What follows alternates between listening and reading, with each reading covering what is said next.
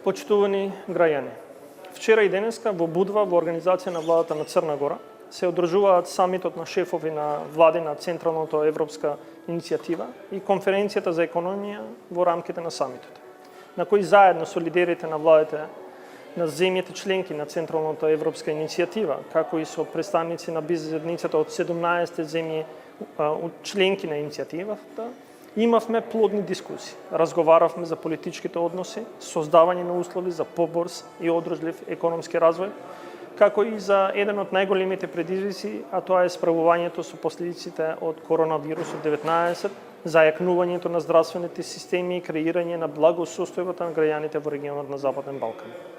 Би сакал да нагласам дека и денеска, и за време на пленарната сесија на шефовите на влади, на ЦЕИ, и на економскиот панел, од повеќе говорници се потенцираше она кое што јас често пати го зборувам во моите излагања.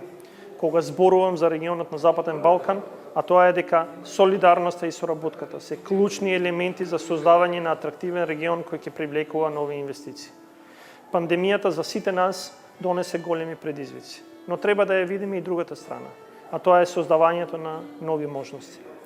Јас верувам дека на сите земји од Западен Балкан ни се отвора на вистина сериозна можност да ја подобриме и поединечната конкурентност и конкурентноста на целиот регион.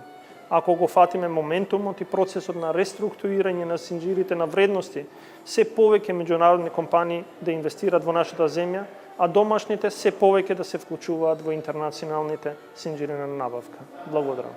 Qytetarët e nderuar, dje sot në Budva, në organizimin e qeverisë së Malit të Zi, përmbahet samiti i kryetarëve të qeverive të iniciativës së Evropës Qendrore dhe konferenca ekonomike në kuadër të samitit, ku së bashku me liderët e qeverive të vendeve anëtare të iniciativës dhe me përfaqësuesit e komunitetit të biznesit nga 17 vende anëtare të iniciativës.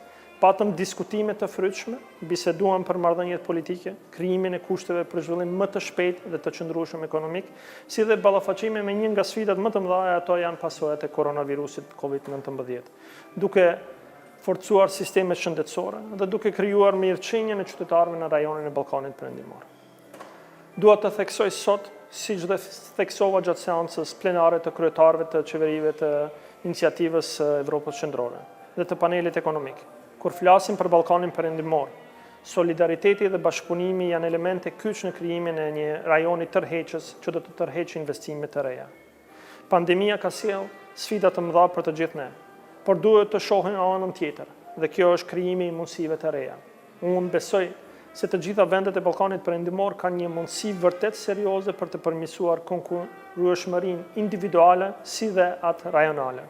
Nëse kapim momentin dhe procesin e ristrukturimit të zinxhirëve të vlerës, gjithnjë e më shumë kompani ndërkombëtare që të investojnë në vendet tona, kurse kompanitë e vendit për të përfshirë më shumë në zinxhiret ndërkombëtare. Ju falenderit.